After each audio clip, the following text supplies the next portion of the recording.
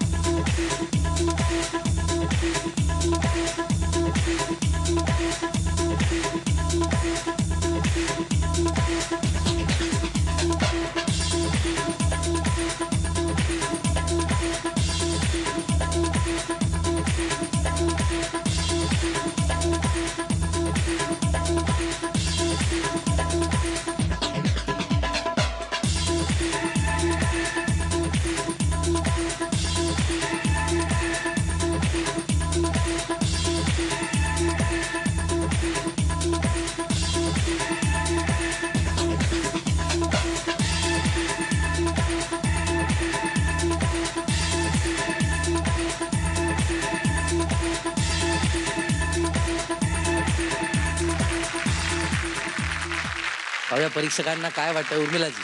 श्यामली, आजच्या ऍक्टची तू स्टार होतीस. हा तर आपला सुपरस्टार आहे छोटू.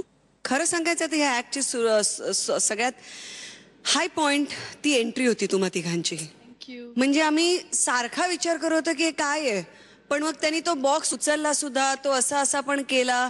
आणि तू इतकी पण लाईट नाही आहेस की म्हणजे ते काय आम्हाला सगळं कळलं नाही की ते कसं झालं. मग तो बॉक्स आपल्या नाचला कसा काय. पण मला बाबा मकरांसारखं त्याचं कारण सांगू नका. मी काय बघितलं ते मी एकदम अशी तोंडात बोटं जाण्या एवढी अशी अचंबित झाले. पण आणि हे दोघे जण जे स्टूलच्या खाली होते ते तर आता आम्ही समजून चुकलोय की तुम्ही कुठेही कसेही घुसू शकता आणि कसेही कुठूनही बाहेर येऊ शकता. पण हे जे काय त्या बॉक्सचं प्रकरण होतं ते एकदम फॅन्टॅस्टिक होतं. त्यामुळे अजून किती किती किती बोलू. मकरंद बोलू का सरळ आवाजच करून टाकूया. आवाज. बरं चला आवाज.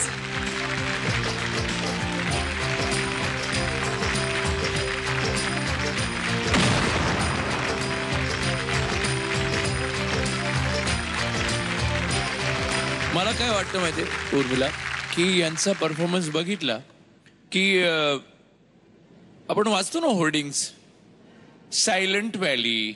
तर मला असं वाटतं की त्याच्यावर यांचा एखादा फोटो असावा. किती छान खरंच. किती प्रतीक छान. आहेत ते. त्या तुमच्याकडे तुमचा परफॉर्मन्स बघताना एक मेडिटेशन असं वाटतं की आपण विश्रांती घेतोय. अप्रतिम. मला आता शांतपणे पुढचा परफॉर्मन्स बघता येईल.